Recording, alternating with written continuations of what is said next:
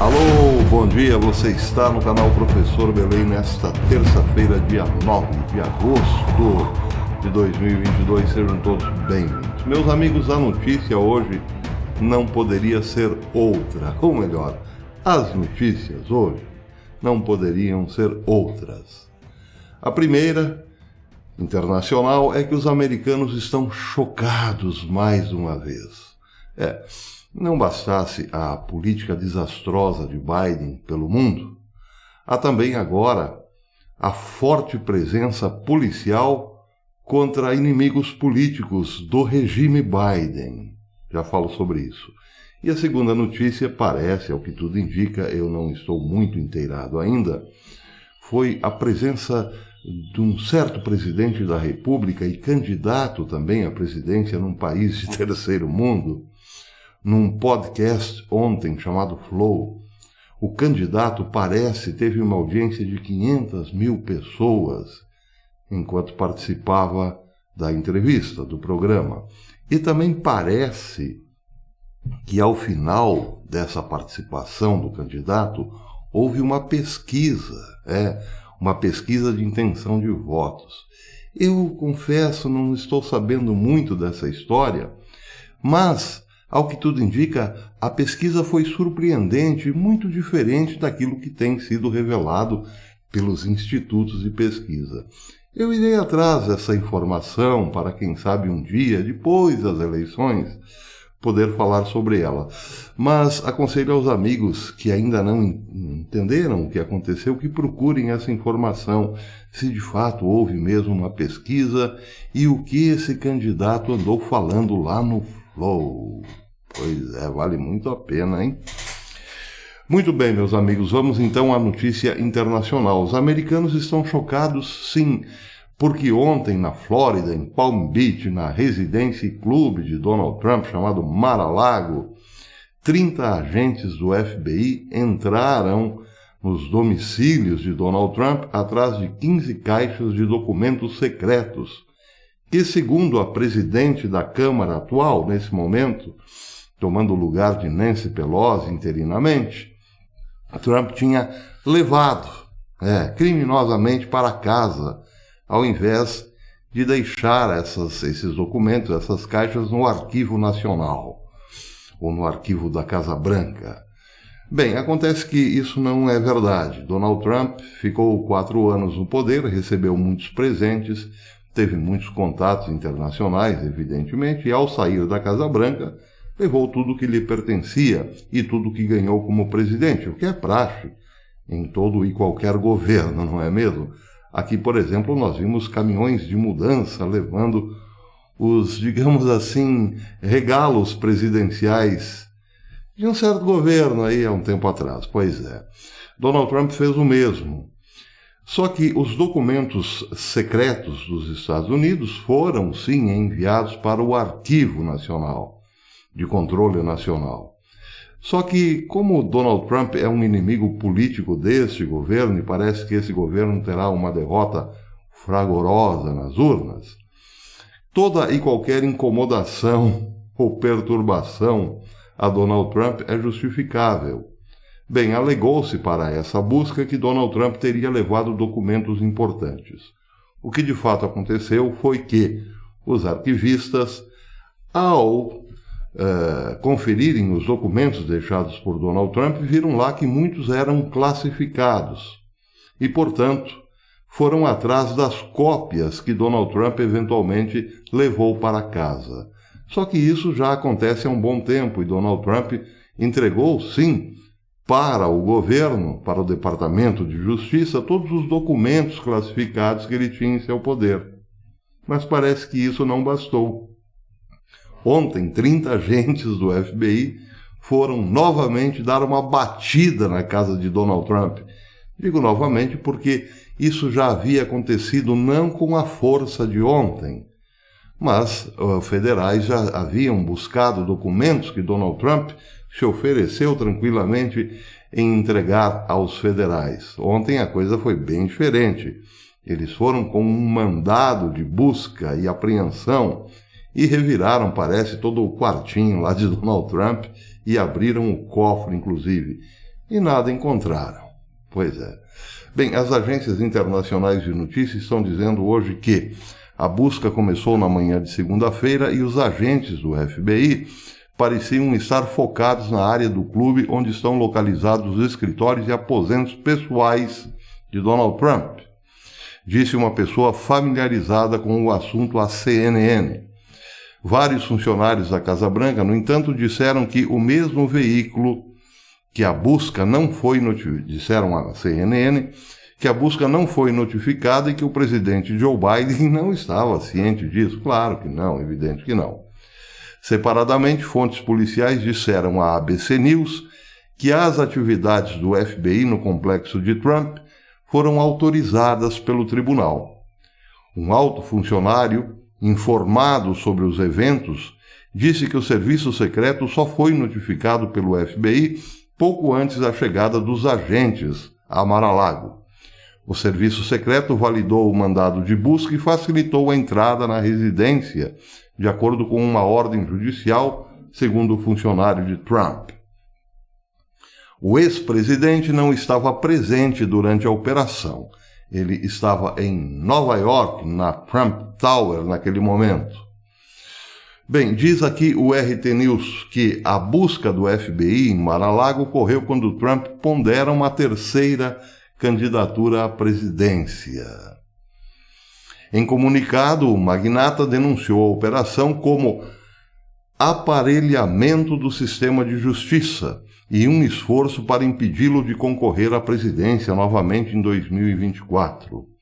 As ações atraíram condenação rápida de alguns governadores republicanos, diz a RT News, que foram rápidos em apoiar dar mensagem de apoio a Donald Trump e que o Departamento de Justiça está sendo usado contra ele, politicamente contra ele.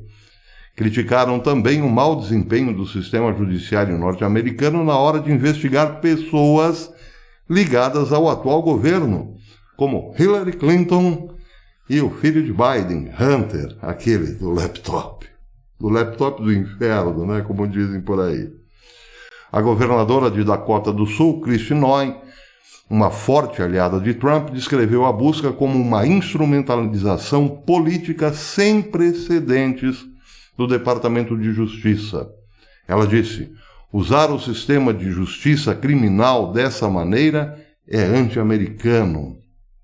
Ron DeSantis, governador da Flórida, comentou nas redes que o ataque é, abre aspas, mais uma escalada no uso de armas por agências federais contra oponentes políticos do regime, enquanto pessoas como Hunter Biden, aquele do laptop do inferno, são tratadas com luva de pelica, e descreveu os Estados Unidos como uma República das Bananas. Bem, aqui não tem como não lembrar de Olavo de Carvalho. Eu tenho certeza que foi lá pelo ano de 2006, quem sabe até 2007, que eu ouvi com esses ouvidos que a terra haverá de comer. Olavo de Carvalho dizendo que, ele já morava nos Estados Unidos há um bom tempo, que os Estados Unidos se brasilianizavam de modo rápido e irreversível. Ele chegou, por exemplo, a comparar Barack Hussein Obama como um daqueles malandros da velha Lapa do Rio de Janeiro. Eu fui à Lapa e perdi a viagem, e aquela tal malandragem não existe mais. Ele chegou a descrever Obama, na sua visão de malandro, como aquele sujeito de palitozinho branco, sapatinho branco, batendo um pandeirinho, sabe como é que é? Pois é, e batendo carteiras também, segundo o velho professor Olavo. Pois é, os Estados Unidos, sim, brasilianizam-se, porque tanto lá como cá, a justiça parece estar atenta apenas para um lado do espectro político, deixando o outro livre, leve e solto. Como, por exemplo, os dois casos aí citados, Hillary Clinton, que sim, levou muitos documentos para casa, inclusive aqueles a respeito de Benghazi, lembram? E também Hunter Biden, que fez altos negócios com governos inimigos da América para engordar a conta da família E está tudo lá no laptop. E parece que isso não tem incomodado o FBI.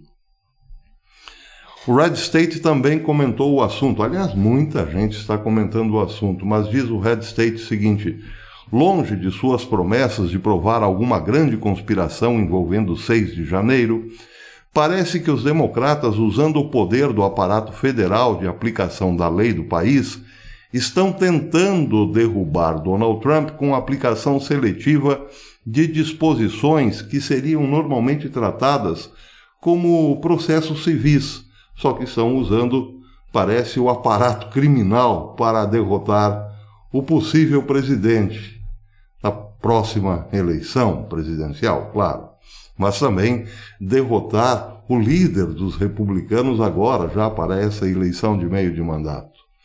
Nada disso, diz o Red State, é coincidência, e nada disso é justificado. Mesmo que Trump estivesse de posse de alguns documentos que precisariam ser arquivados, esse é o tipo de coisa que historicamente tem sido tratada em tribunal, como ação civil, jamais como uma batida policial, como uma batida do FBI. E o ex-presidente estava, aliás, cooperando totalmente com esse ponto.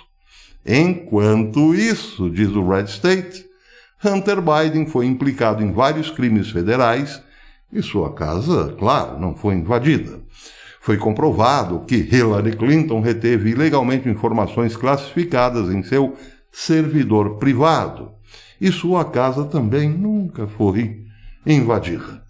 Não se trata de Trump não estar acima da lei, como dizem ou disseram ingenuamente alguns bobocas da direita. Trata-se de um conjunto de regras completamente diferentes, sendo aplicado dependendo de qual ideologia política a vítima adere. Quer dizer, se for da direita, claro, será vítima, se não, não será nada. Em termos mais simples, trata-se de corrupção flagrante. Bem, aqui é preciso considerar, claro, que o artigo está atentando para o fato de que hoje este regime que se apoderou da Casa Branca está, claro, usando todos os mecanismos de Estado, todas as instituições possíveis para combater os seus inimigos. E aí, se você eventualmente fizer alguma crítica ao governo, poderá ser penalizado por ter feito a crítica. Então é por isso que eu tenho dito repetidas vezes aqui nesse canal que a América que conhecíamos como o país das oportunidades, da liberdade, da iniciativa privada, da liberdade de possuir aqueles equipamentos de defesa, essa já não existe mais. É outra coisa que ocupou o lugar do antigo país da Constituição da Liberdade. Pois é, mas tem muita gente ainda que parece não entendeu. Quando olhamos para a América de hoje, parece que estamos olhando para o último bastião do movimento revolucionário. Mas eu também já falo disso daqui a pouquinho. Antes, mais uma repercussão. Desta vez foi Alan Dershowitz, especialista e estudioso constitucional norte-americano, muito famoso, por exemplo, que disse o seguinte: o ataque a Donald Trump deve ser o último recurso, o ataque a qualquer um, no caso, deveria ser o último recurso. Ele está se referindo a esse mandado de busca por parte de um aparato policial à casa de Trump, mas eventualmente de qualquer cidadão norte-americano que eventualmente tivesse de posse de alguns documentos. Ele diz: mas este governo usou o armamento do sistema de justiça contra seus inimigos políticos. Prendeu pessoas, negou-lhes fiança, algemou-as, usou todo tipo de tecnologia normalmente não aplicada a cidadão americano.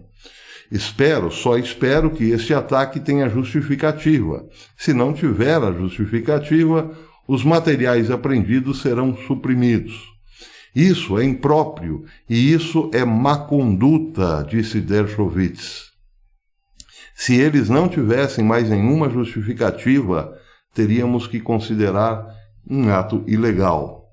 Ele está sendo bastante educado, eufemístico até, mas, evidentemente, trata-se aí de um constitucionalista que, de forma ainda que tímida, mostra o quanto este governo, Biden, esse regime, está jogando fora das quatro linhas, não é mesmo? Que bom que nós aqui no Brasil conhecemos bem o significado do aparelhamento político de um órgão que não deveria ser político, não é mesmo? Mas ele diz também que temos que descobrir quais são os fatos, mas temos que ter certeza de que o sapato se encaixa no outro pé também. Aqui ele está fazendo uma referência a esta modalidade agora judicial de 2 pesos e 2 medidas, coisas que nós também, parece, sabemos bem no momento. Bem, seja como for, aí está o problema. Eu quero agora dar um pitaco de minha própria verve. Eu disse que parece os Estados Unidos hoje são os últimos bastiões do movimento revolucionário.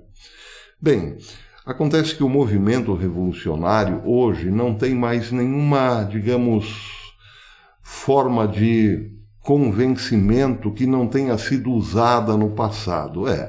A esquerda gastou-se, diluiu-se através do tempo, porque todas as suas promessas, que tinham algum apelo emocional, foram experimentadas diante do fracasso, ou melhor, se reverteram em fracasso através da história.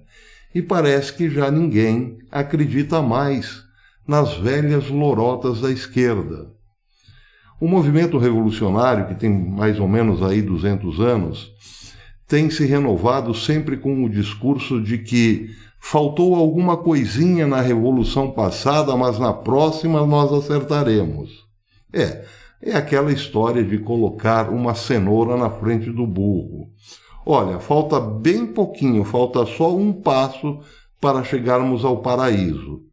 Na tentativa anterior não deu certo porque nós falhamos aqui, mas no próximo governo nós acertaremos.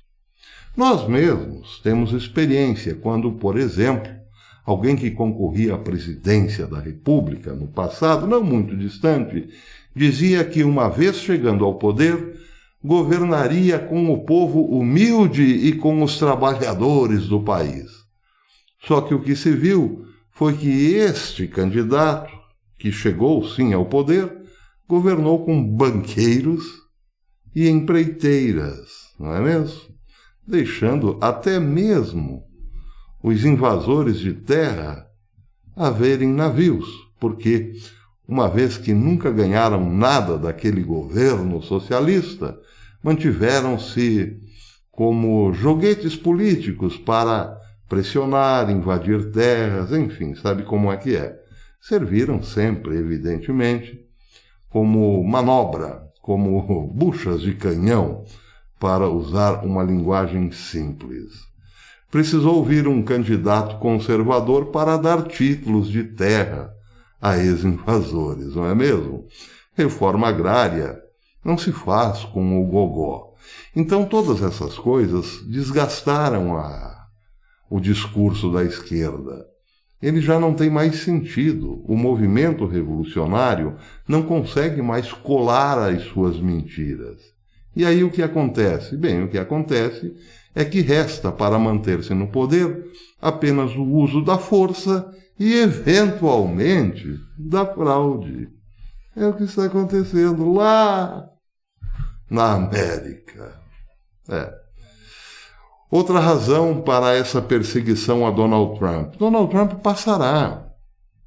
Como aqui no Brasil, Bolsonaro passará, evidentemente. Mas qual é o problema da esquerda? Não é tão imediato a ponto de ver apenas em Donald Trump o inimigo número 1. Não. Mas naquilo que Donald Trump deixará para o futuro da América. A América, acreditem, está acordando. Mesmo que Trump passe, haverá, sim, uma geração de pessoas despertas que passarão para os seus filhos o quanto foram ingênuas e estúpidas ao caírem nas lorotas do Estado papai. O mesmo acontece aqui no Brasil. O problema da esquerda é tentar anular o efeito futuro de um governo honesto, trabalhador, inteligente, progressista, etc. e tal. Porque uma vez que se cria uma geração de pessoas acordadas, a esquerda tenderá, evidentemente, a sumir do mapa, não é mesmo? Daí porque mais do que queimem a rainha, é preciso queimar o futuro também, Não foi por outra razão que um historiador usou esse mesmo termo, queimar. Preciso queimar essa gente. Essa gente é a geração que passará para a próxima o que não se deve acreditar, no que não se deve acreditar e o que não se deve ser feito, não é mesmo? Eles estão desesperados, meus amigos. E é aí que mora o perigo. Amanhã eu volto com uma live, se Deus quiser. Espero vocês.